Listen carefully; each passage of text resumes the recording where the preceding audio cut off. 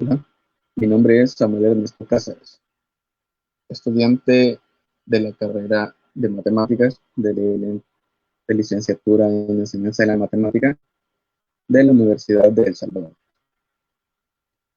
estudiante de la asignatura de ética en la docencia de la matemática. Vamos a abordar el tema de la naturaleza de la virtud ética y la responsabilidad moral.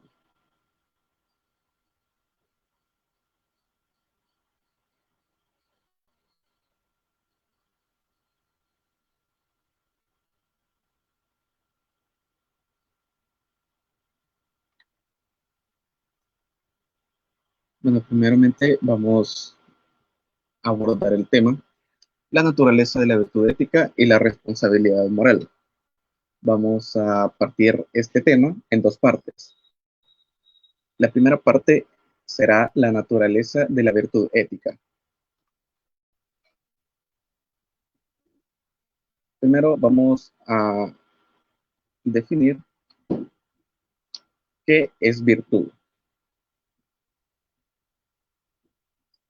En términos más sencillos, se puede decir que es la cualidad humana que que se caracteriza por hacer bien las cosas, o también puede decirse en obrar correctamente. También unos lo definen que es la capacidad del hombre de discernir en un punto medio, en el que no se ve afectado ni él ni sus semejantes. La virtud tiene dos tipos. Existen dos tipos de virtud, la dianoética y la ética. La virtud dianoética y la virtud ética. ¿Qué, qué significado tiene cada una de estas virtudes? La virtud dianoética principalmente se origina y se desarrolla por medio de la enseñanza. Y por eso se recrea bastante experiencia. Por medio de la enseñanza se recrea experiencia. Es decir, las cosas buenas que realizamos es porque lo hemos aprendido de alguien. Es porque alguien más nos ha enseñado cómo caracterizarnos en hacer las cosas. Por eso surge la experiencia de las actitudes. Y el siguiente, que es la virtud ética, proviene de las costumbres, donde podemos hacer una reflexión entre lo bueno y lo malo, buscando siempre el uso medio de su bien y de su entorno. Hablando de ética, ¿qué es ética? Bueno, la ética ya lo sabemos que es una costumbre humana, pero la ética tiene tres niveles. Son tres niveles de reflexión: la metaética, la ética normativa y la ética aplicada. ¿Qué es la metaética? La metaética busca análisis ordenados, más lógicos de diferentes normas, costumbres o creencias, que nos rigen siempre a la moral. Humanamente se puede decir que son estables, o sea, que no ofrece conclusiones sobre qué es correcto y qué es incorrecto, sino que ésta orienta al significado de los juicios a su estructura lógica.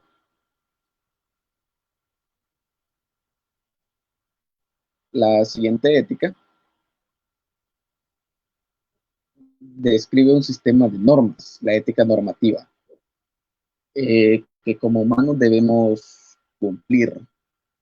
Es decir, cómo se comportan las personas y qué tipo de normas pretenden seguir.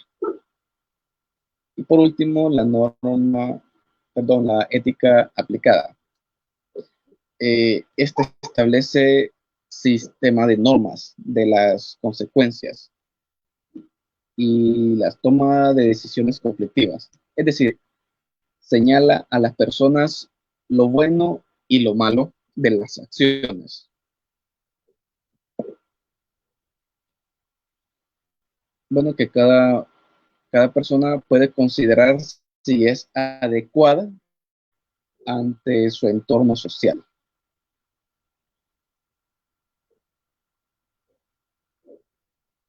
Pero podemos preguntarnos, ¿la virtud ética es por naturaleza humana?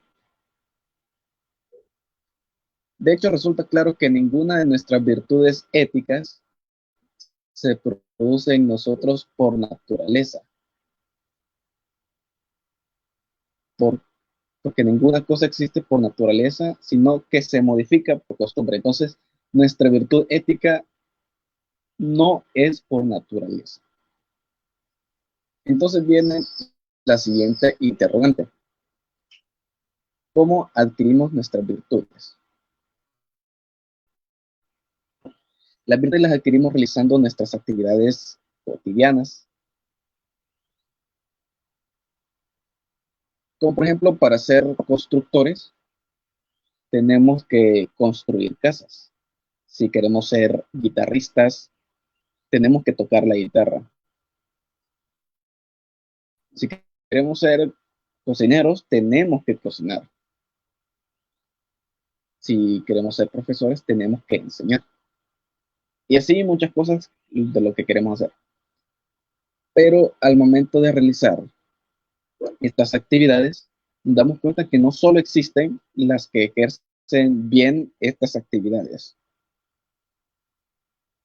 porque existen los que ejercen bien y los que lo ejercen mal, porque al momento de construir nos damos cuenta que existen buenos constructores y malos constructores.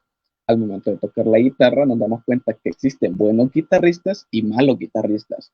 De igual forma de los cocineros, existen buenos cocineros y malos cocineros. Y de igual forma como los profesores, existen buenos profesores, malos profesores. Entonces, no siempre serán positivas las cosas. Si, y si fuera así, no a ver que alguien nos enseñara. Entonces, todas las acciones que el ser humano tiene un modo de ser, todas las cosas que realiza. Entonces, la virtud, vamos con el siguiente punto, la virtud de la ética como modo de ser. Hay tres cosas que suceden en el alma. Uno es la pasión, el otro es la facultad y el otro es el modo de ser. En la pasión es todo lo que acompaña el placer o el dolor, como la alegría, el amor, el odio, etc. En la facultad son las capacidades que en virtud estamos afectados, como por ejemplo al entristecernos y, y el modo de ser es el comportamiento bien o mal con respecto a la pasión. Como por ejemplo cuando nos encolerizamos, nuestro comportamiento puede tender a ser bien o mal, si nuestra actitud puede ser débil o moderada. Como anteriormente se había dicho que la virtud es un término medio, pero ¿a qué se refiere con término medio? La virtud tiene tres disposiciones. Tiene un término medio y tiene dos extremos. Aristóteles mencionaba que el término medio está entre dos vicios, uno por defecto y el otro por exceso. El justo medio es posicionarse en donde los extremos son malos. Por eso el hombre que es verdaderamente bueno se mantendrá en el justo medio en todos los aspectos. Vamos a mencionar algunos términos o algunos ejemplos para que me quede claro en qué se basa lo que es el término medio de la virtud. Si hablamos, bueno, aquí vamos a cambiar los extremos y le vamos a poner defecto y exceso.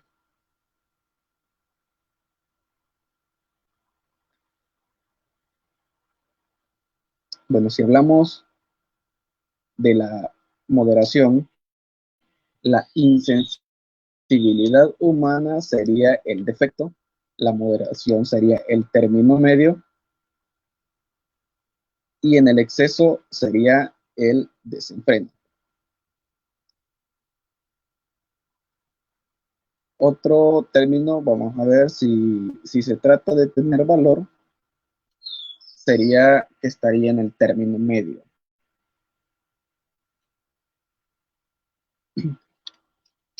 Entonces sus extremos lo tendríamos con el miedo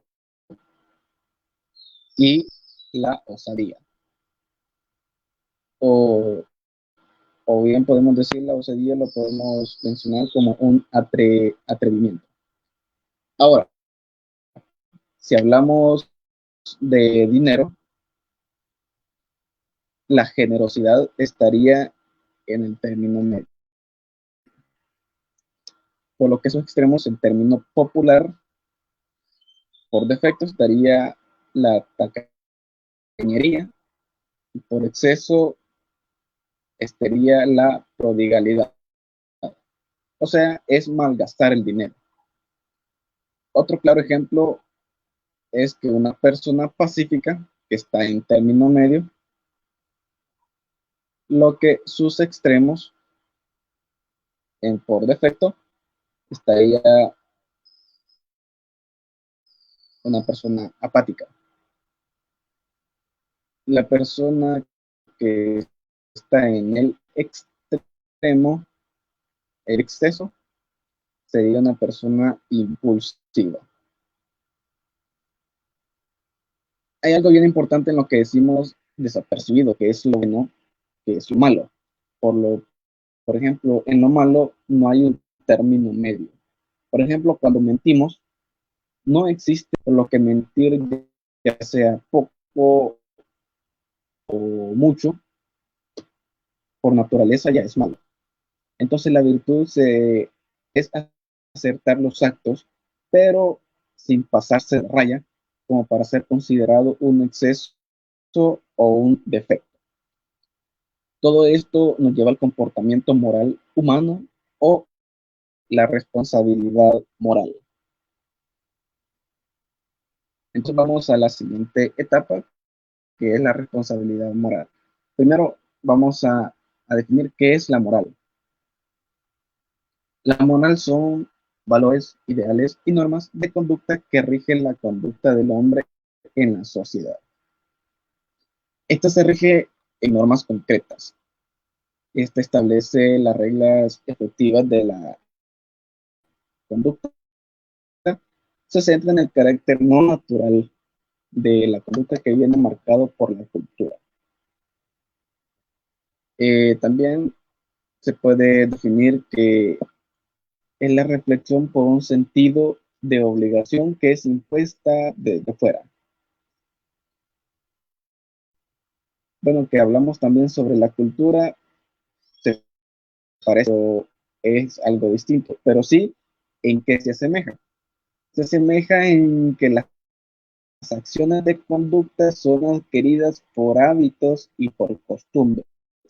En eso es lo que se asemeja nada más en la ética.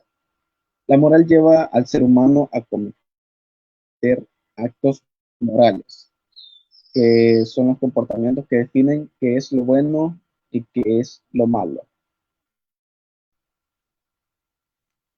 Nos llevan a lo que son los actos morales. Pero, ¿qué son los actos morales? En los actos morales se encuentran varios elementos. El primer elemento es el sujeto moral, que es la conciencia moral del individuo, por lo que el ser humano no somos ideales o abstractos. Es decir, que cada día el mundo nos coloca en distintas circunstancias. El siguiente elemento es motivo e intenciones. Estas se encargan en mover o impulsar al sujeto en realizar un acto, y las intenciones responden al fin que se espera a realizar en dicha acción. El otro elemento es la conciencia. Este es el propósito de lo que se quiere lograr. Esto implica ver más allá usando las consecuencias negativas como positivas y no arrepentirse de la acción que se está tomando. Entonces todo eso nos lleva hacia la decisión, que esto se refiere a la capacidad que se tiene el sujeto para actuar a sí mismo de acuerdo a lo que cree que es mejor. El siguiente elemento es la elección, que este es preferible para el acto. Y para llevar el acto no tenemos que usar los medios, que son los caminos que siguen lo que la voluntad busca cuando se tiene definido el fin, que se opta por los medios adecuados para llegar. Tenemos el resultado que aparece después de haber pasado todo lo anterior llevando a cabo la acción. Entonces tenemos las circunstancias, que estas dependen de cómo él se encuentre sujeto, obviamente, y a la hora de juzgar es relevante a las acciones. Entonces, los actos morales los podemos dividir en dos partes, voluntario e involuntario. Los actos voluntarios, la moral como acto voluntario. Estos son los actos humanos que proceden de la voluntad. En otras palabras, solo un bien puede mover la voluntad para lograr lo que se quiere.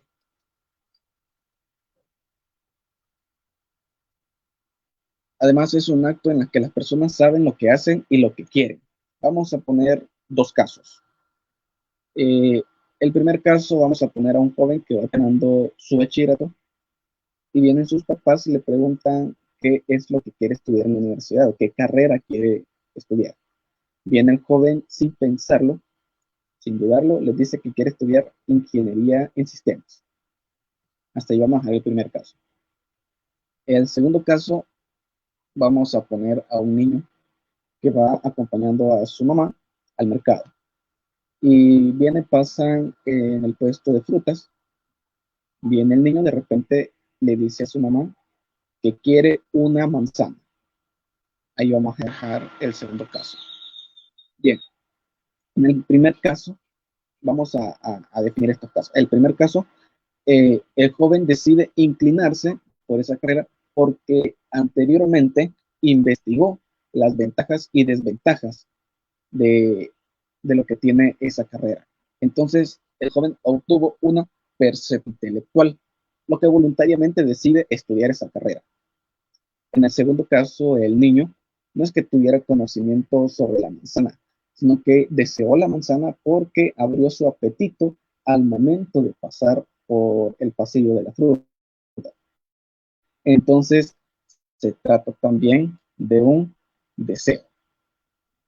Entonces, la moral como acto voluntario es lo que se quiere lograr por medio de la percepción intelectual o por medio de un deseo. Vamos ahora a la moral como acto involuntario. Estos son los actos humanos que no son voluntarios o que se realizan inconscientemente.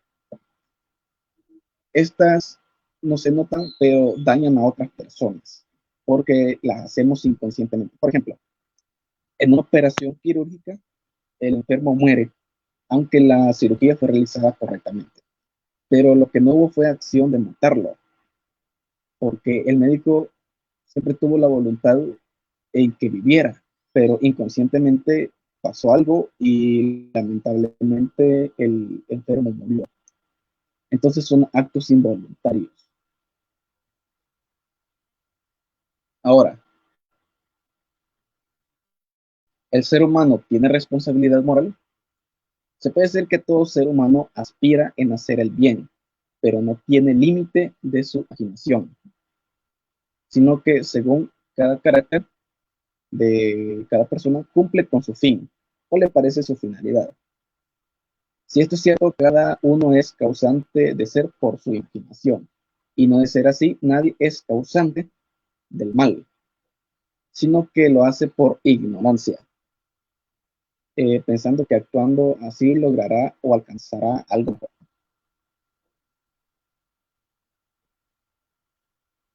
Bien, y en conclusión, tenemos tres partes. Vamos a hacer tres conclusiones. Que por naturaleza el ser humano no tiene virtudes éticas, sino que las virtudes son voluntarias por medio de nuestras acciones. De modo que dependen de nosotros mismos las acciones que tomemos y cómo dirigirlas, por lo que seremos dueños de ellos de principio a fin si conocemos las circunstancias. Por eso, si no conocemos las circunstancias, principio y por lo que se va incrementando nuestro comportamiento. Y finalmente, comportarse está en poder humano, porque las acciones lo tomarán como un acto voluntario, por lo que todo depende del poder humano.